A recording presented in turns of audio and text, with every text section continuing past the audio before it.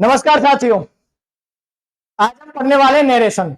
Narration basically मैंने ये topic तो आपको कंप्लीट करवा दिया है, लेकिन यहां पर जो हम पढ़ेंगे इसकी प्रैक्टिस करने वाले हैं। तो देखिए, मैंने आपको जो कुछ कराया था 5 मिनट में उसको रिवाइज करा देता हूं, ताकि आपको प्रैक्टिस करने में किसी भी प्रकार की कोई प्रॉब्लम ना आए। मैंने आपको कहा था कि नरेशन, जिसको हम डायरेक्ट इनडायरेक्ट भी कहते हैं, वो दो होते हैं। एक होता है डायरेक्ट और दूसरा होता है इनडायरेक्ट। मैंने आपको बताया कि डायरेक्ट से इनडायरेक्ट बनाने के लिए 5 परिवर्तन करते हैं। डायरेक्ट से इनडायरेक्ट बनाने के लिए कितने परिवर्तन करते हैं? 5, जिसका मैंने आपको फॉर्मूला बताया था रिकॉप्टा। अब रिकॉप्टा के आधार पर हम 5 परिवर्तन करेंगे। आपके लिए एक फॉर्मूला है, ये कंटेस्ट कर लो रिकॉप्टा। जब आपको ये फॉर्मूला याद होगा तो डेफिनेटली आपसे कोई भी मिस्टेक नहीं होनी है। जिसमें देखिए, डायरेक्ट का जो स्ट्रक्चर होता है ना, ये इस प्रकार का होता है, जैसे ही said to me I am happy।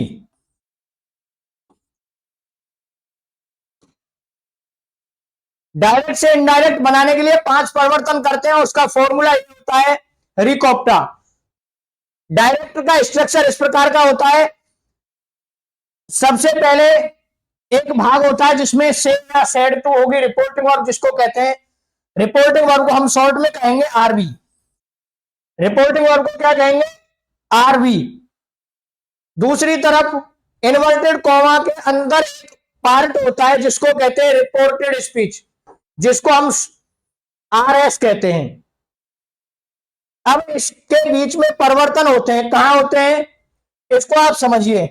पहला परिवर्तन हो गया आरई फॉर रिपोर्टिंग वर्ब संबंधी, ओके। सेकंड परिवर्तन सीओ फॉर कंजंक्शन संबंधी। यहां पे कॉमा, इन्वर्टेड कॉमा को हटाएंगे और सेंटेंस के आधार पर आप कंजंक्शन लगाएंगे। थर्ड चेंज है आपका पी फोर प्रोनाउन संबंधी परिवर्तन। पी फोर प्रोनाउन संबंधी परिवर्तन।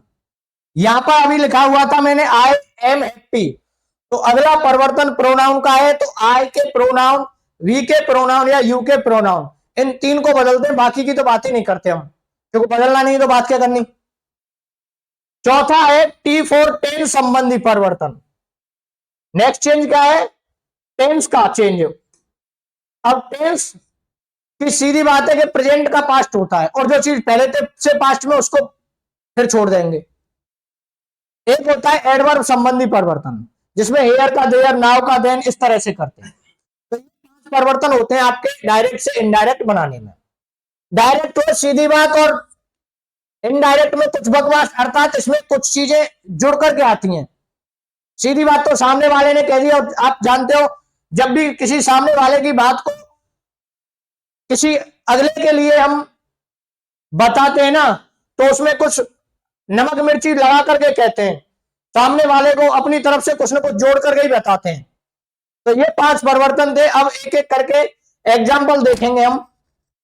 हालांकि आपके लिए वहां 4 ऑप्शंस मिलेंगे, लेकिन मेन बात यह है कि आप ऑप्शंस को सॉल्व तो तब करेंगे जब आपको उसका सॉल्व करने का तरीका पता होगा। रूल्स आपको पता है तब तो 4 ऑप्शंस काम के हैं आपके। जब रूल्स नहीं पता तो ऑप्शंस का कोई औचित्य नहीं रह जाता। पहला क्वेश्चन है he said to me I don't go there. यहां पर थोड़ा सा नियम आपको बता दूं मैं आज कि देखिए, 2 चीज इंपॉर्टेंट है आपके लिए, रिपोर्टिंग वर्ब और कंजंक्शन का परिवर्तन। Reporting verb generally said to आएगी, और उस सेड टू को वाक्य के आधार पर बदलते हैं। मैंने आपको नरेशन से पहले वाक्य बताए थे कि अगर वाक्य असर्टिव है तो यह सेड टू टोल्ड में हो जाता है। असर्टिव को किसमें बदलते हैं? सेड टू को असर्टिव में, टोल्ड में। और कंजंक्शन लगाते हैं दैट। सिर्फ 2 सेंटेंस ऐसे हैं जिनमें कंजंक्शन दैट नहीं आता। वो कौन कौन से? एक तो प्रश्नवाचक, और दूसरा इंपेरेटिव, इंपेरेटिव में कंजंक्शन लगाते हैं टू, इंपेरेटिव में कंजंक्शन क्या लगाते हैं टू, और इंटेरोगेटिव में क्या लगाते हैं, या तो कोई WH वर्ड आया ही होगा वो खुद से पहले से, अगर WH वर्ड नहीं आया है तो आप अपनी तरफ से लगा देंगे, वो क्या लगाएंगे, इफ लगा दो आप। वेदर एक विशेष कंडीशन में आता है, अदरवाइज इफ आता है। यहां हम शुरू करते हैं। He said to me I don't go there, उसने मुझसे कहा कि मैं वहां नहीं जाता हूं। अर्थ से हमें कोई मतलब नहीं है। आप ये देखिए कि वाक्य सब्जेक्ट और वर्ब से शुरू है। जब आपका सेंटेंस सब्जेक्ट और वर्ब से शुरू हो तो वाक्य असर्टिव है। जब असर्टिव सेंटेंस है तो आपको सेड टू को टोल्ड में बदलना है। ही सेड टू का बदल दिया टोल्ड, ओके। उसके बाद रिपोर्टिंग वर्ब, असर्टिव में मैंने अभी बताया आपको दैट लगाते हैं। क्या लगाएंगे, दैट। यहां पर आई को बदलते हैं सब्जेक्ट के अनुसार, तो सब्जेक्ट के अनुसार आई का क्या हो जाएगा, ही। ये टाइपिंग में स्प्रिंट है। आई के अनुसार अब देखिए आपको मैं ये प्रोनाउन का परिवर्तन एक्सप्लेन कर देता हूं। आई और वी एक प्रोनाउन, दूसरा है यू। किसको किसके अनुसार बदलते हैं, आई और वी को बदलते हैं सब्जेक्ट के अनुसार। किसके अनुसार, सब्जेक्ट के अनुसार। कहने का मतलब यह है कि इस वाक्य में जो प्रोनाउन आएगा आई और वी का, वो सब्जेक्ट कौन सा, रिपोर्टिंग वर्ब का सब्जेक्ट, इसके हिसाब से बदलेगा। अब बदलेगा कैसे, स्कूल से HM रिटायर हुआ तो HM आएगा, और कोई जिस किसी भी सब्जेक्ट का टीचर रिटायर होता है या ट्रांसफर होता है तो उसकी जगह पर वही तो आता है। तो इसी प्रकार से यहां आएगा। अब देखिए जैसे आपने आई को बदलना है, आई को किसके अनुसार बदलते हैं, सब्जेक्ट के अनुसार। सब्जेक्ट क्या है हमारा, ही। जब आप इसको ही के अनुसार बदलेंगे तो ही खुद सब्जेक्ट है और आई भी सब्जेक्ट है। आई को हटा के ही का सब्जेक्ट लगाएंगे तो ही का सब्जेक्ट क्या हो गया, ही। बात वही है, सब्जेक्ट को हटाएंगे तो सब्जेक्ट लगाएंगे। सब्जेक्ट किसका लगेगा, ये उसका लगेगा जिसके अनुसार बदल रहे हैं। यहां पर आई को हम ही के अनुसार बदल रहे हैं तो ही का सब्जेक्ट ही लगा दिया। मैंने कहा प्रेजेंट का पास्ट करते हैं टेंस बनाते समय। अब डू नॉट आया, डोंट आया, डोंट का पास्ट क्या हो गया, प्रेजेंट इंडेफिनिट को पास्ट इंडेफिनिट में बदल दो, ये हो गया डिड नॉट या डिडंट। वर्ब आ गई गो, देयर। ओके साथियों, next, they said to us we live in Jaipur. जब आप इसको बदलेंगे, वाक्य सब्जेक्ट वर्ब से शुरू है, इट मींस असर्टिव है। असर्टिव है तो सेड टू को बदल दिया टोल्ड में। सेड टू को किस में बदल देंगे, टोल्ड में। जब वाक्य असर्टिव है तो इन्वर्टेड कॉमा की जगह पर दैट लगाएंगे। जब वाक्य असर्टिव है, और एक इंपॉर्टेंट सी बात बता दूं मैं आपको, डायरेक्ट से इनडायरेक्ट बनाते समय टेंस कोई भी हो, हमेशा वाक्य को असर्टिव बनाते हैं, लास्ट में फुल स्टॉप ही आएगा। लास्ट में क्या आएगा, फुल स्टॉप, ध्यान रख लेना। सेड टू को टोल्ड में बदल दिया, इन्वर्टेड कॉमा की जगह पर दैट लगा दिया। अब वी आया हुआ है, वी सब्जेक्ट है यहां पर, और वी को किसके अनुसार बदलते हैं, सब्जेक्ट के अनुसार। तो वी का सब्जेक्ट के अनुसार बदलेंगे, दे के अनुसार। वी खुद सब्जेक्ट है तो दे का सब्जेक्ट दे होगा। दे का सब्जेक्ट क्या होगा, दे। अगर मान लो यहां पर अस लगाते हम, अस होता है इस वाक्य में, तो हमें दे का, क्योंकि दे के अनुसार बदलना है। अस क्या है, ऑब्जेक्ट है ना, तो दे का ऑब्जेक्ट लगाते और अस की जगह पर हम क्या लगाते, देम। ओके, सब्जेक्ट की जगह पर सब्जेक्ट, ऑब्जेक्ट की जगह पर ऑब्जेक्ट, और पजेसिव की जगह पर पजेसिव। ये आया लिव, प्रेजेंट का इंडेफिनिट, इसका मतलब प्रेजेंट, पास्ट का इंडेफिनिट बनाएंगे इसको। और पास्ट के इंडेफिनिट में अगर वाक्य अफर्मेटिव हो तो वर्ब की कौन सी फॉर्म आती है साथियों? Second form. तो लिव की सेकंड फॉर्म क्या हो गई? लिव्ड।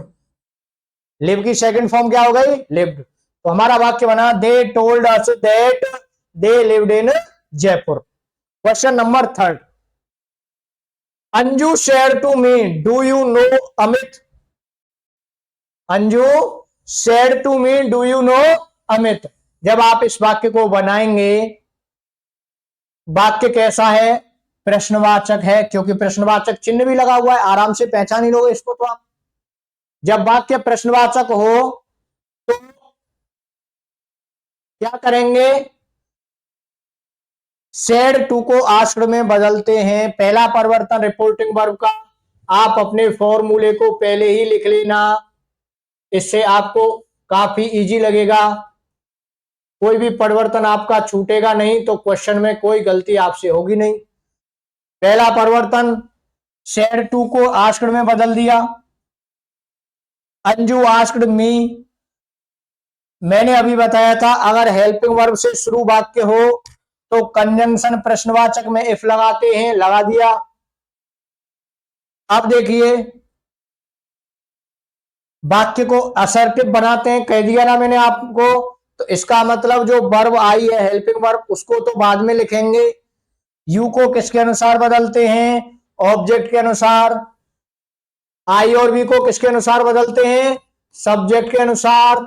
और यू को प्रोनाउन को किसके अनुसार बदलते हैं? ऑब्जेक्ट के अनुसार। ऑब्जेक्ट क्या है हमारा यहां पर? ऑब्जेक्ट है मी। ऑब्जेक्ट क्या है? मी। यू खुद यहां पे सब्जेक्ट है। आपको कई बार प्रॉब्लम होती है कि यू को कैसे पहचानेंगे, कब सब्जेक्ट है और कब ऑब्जेक्ट है। तो मैं आपको बता दूं, अगर मेन वर्ब के पहले आएगा यू तो ये होगा सब्जेक्ट। मेन वर्ब या हेल्पिंग वर्ब के पहले आएगा तो सब्जेक्ट, है ना। हेल्पिंग वर्ब प्रश्नवाचक वाली कंडीशन अलग है। जनरली आप ऐसे याद रखोगे, वर्ब के पहले जब आता है तो सब्जेक्ट और मेन वर्ब के बाद आता है तो ये ऑब्जेक्ट। मेन वर्ब के बाद क्या होता है? ऑब्जेक्ट। अब यहां देखो मेन वर्ब नो है, नो के पहले आया है ऑब्जेक्ट, सब्जेक्ट है, तो मी का सब्जेक्ट लगाना है हमें।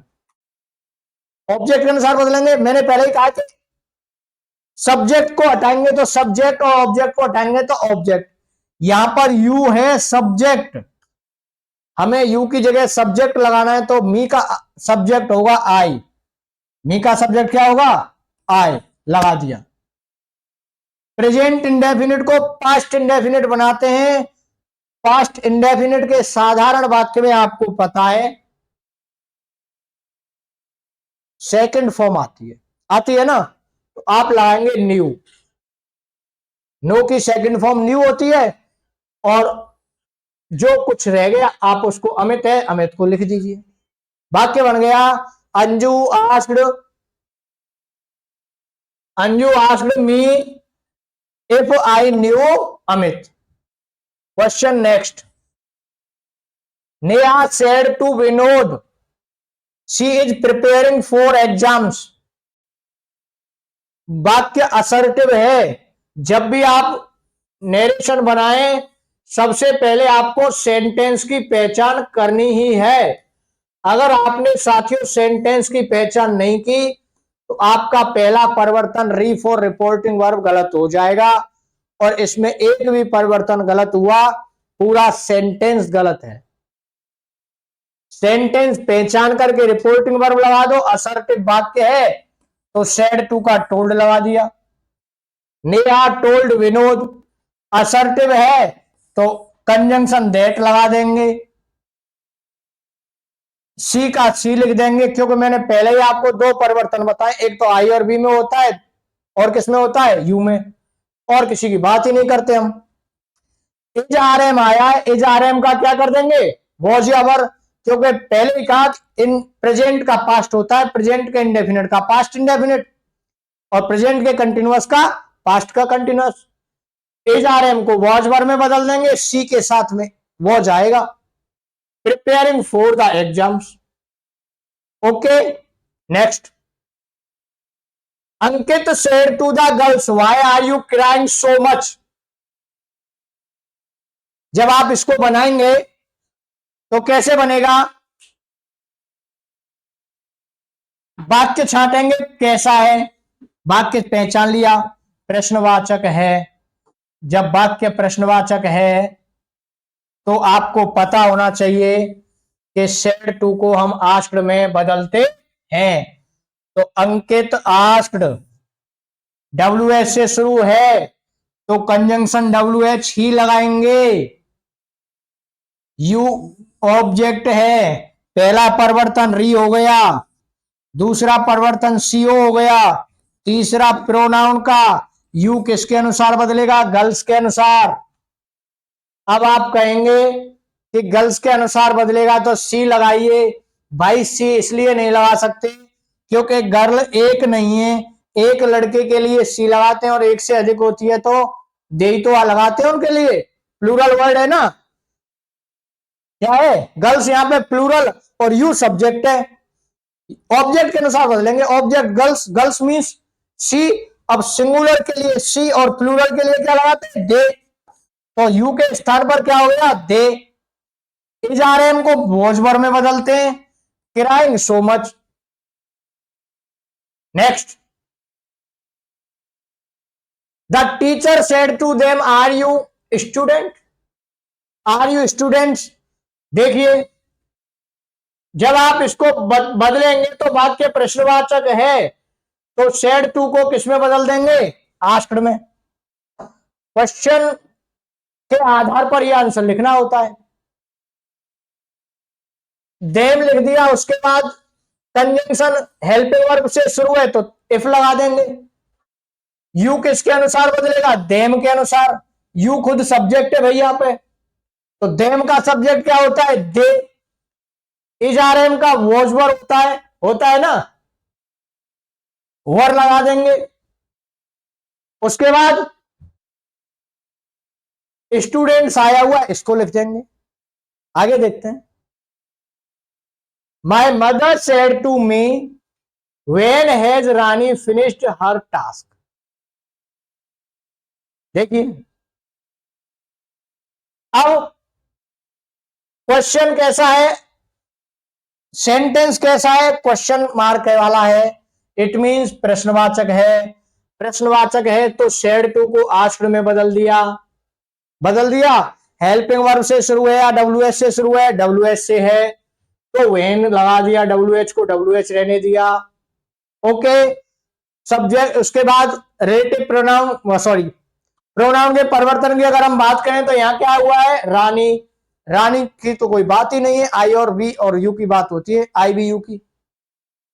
रानी लिख दिया। प्रेजेंट परफेक्ट का पास्ट परफेक्ट, हैज हैव का क्या हो गया, हैड। फिनिश का क्या हो गया, फिनिश्ड। पहले से ही थर्ड फॉर्म आती है, परफेक्ट में आपको पता ही है, और हर टास्क का हर टास्क। नेक्स्ट, उम्मीद करता हूं आपको समझ में आ रहा होगा, तो चैनल को लाइक करें, शेयर करें, सब्सक्राइब करें। Question number 8, Nikhil said to you I have been living here since 2010। वाक्य कैसा है, असर्टिव है। जब वाक्य असर्टिव हो तो हम कंजंक्शन लगाते हैं दैट, और रिपोर्टिंग वर्ब क्या लगाते हैं, टोल्ड, है ना।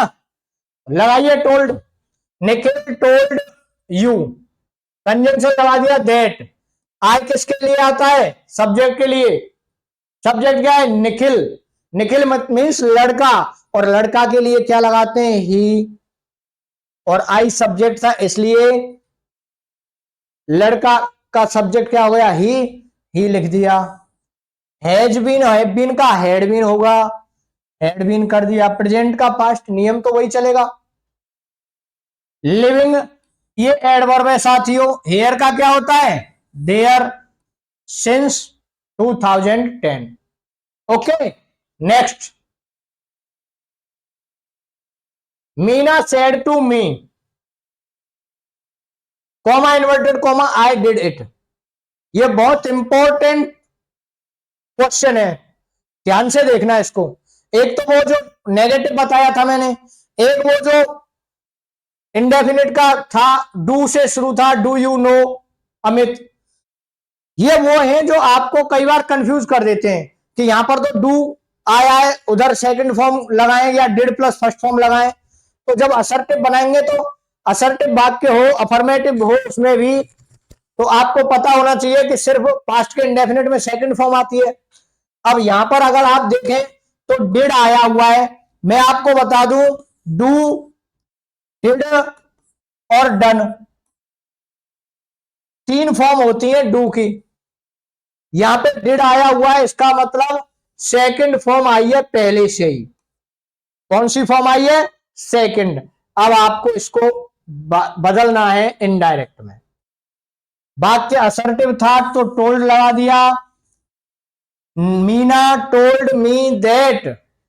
ओके, उसके बाद आई को किसके अनुसार बदलेंगे? मीना लड़की है ना, लड़की है इसलिए सी लगाएंगे, है ना। ये डिड आया हुआ है, डिड मीन्स पास्ट का इंडेफिनिट। मैं आपको बता दूं साथियों, अगर आपकी रिपोर्टेड स्पीच की वर्ब पास्ट के इंडेफिनिट की हो, किसकी हो? पास्ट के इंडेफिनिट की, तो उसका भी पास्ट होता है, पास्ट इंडेफिनिट का पास्ट होता है पास्ट परफेक्ट। और पास्ट परफेक्ट की आपको हेल्पिंग वर्ब पता है, हैड प्लस वर्ब की कौन सी फॉर्म आती है? Third form. Head plus verb की थर्ड फॉर्म, तो डिड की थर्ड फॉर्म आएगी। डिड की जगह पे अगर मान लो आपके लिए होता न्यू, क्या होता? न्यू। जैसे होता आई न्यू इट। एक्सप्लेन आराम से समझ में आएगी आपके। तो हम इसको बदलते सी के हिसाब से। सी पास्ट इंडेफिनिट को पास्ट परफेक्ट में हैड, न्यू की थर्ड फॉर्म क्या होती है? Non it. जिस प्रकार से यहां पर हेड प्लस थर्ड फॉर्म आया है, उसी प्रकार से हेड और डिड के साथ में डिड की थर्ड फॉर्म है वही डन, क्योंकि न्यू की थर्ड फॉर्म क्या थी? नॉन। डिड की थर्ड फॉर्म क्या है? Done. Next, Ankur said to her I had a car. Ankur ने उससे कहा कि मेरे पास एक कार है, मेरे पास एक कार थी। वाक्य पास्ट का है और असर्टिव है।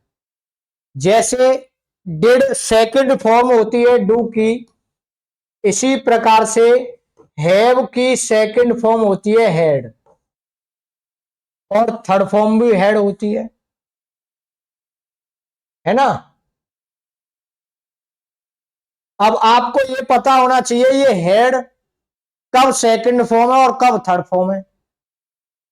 देखिए सुनिए, Ankur said to her I had a car. Said to का हो गया टोल्ड, कंजंक्शन लगा देंगे असर्टिव के हिसाब से दैट। आई अंकुर के लिए आया है तो अंकुर के हिसाब से ही हो गया। अंकुर टोल्ड हर दैट ही। जब हेड अकेला आता है तो वो सेकंड फॉर्म होती है। ओके, जब हेड अकेला आए तो वो सेकंड फॉर्म है। यहां पर हेड के साथ में दूसरा हेड आया है। ये हेड क्या है? ये हेड है, मैंने अभी बताया कि पास्ट इंडेफिनिट को पास्ट परफेक्ट में बदलते हैं ना। तो हेड की थर्ड फॉर्म हो गई हेड, और ये हेल्पिंग वर्ब है। पहला हेड है हेल्पिंग वर्ब और दूसरा हेड क्या है? Main verb. ठीक उसी प्रकार से जैसे डिड की थर्ड फॉर्म हमने डन लगाई थी ना, अभी हेड के साथ में लगाई थी ना, हेड के साथ में डिड की डन। जैसे आई न्यू इट या आई डिड इट, इसको हेड डन किया था ना, उसी प्रकार से हेड प्लस हेड आएगा। हेड पहली हेड हेल्पिंग वर्ब है और दूसरी हेड क्या है? Main verb. थैंक यू साथियों। मिलते हैं आगे और एक्सरसाइज के साथ में। अभी इस टॉपिक की कुछ एक्सरसाइजेज बाकी हैं, तब तक के लिए जय हिंद, जय भारत।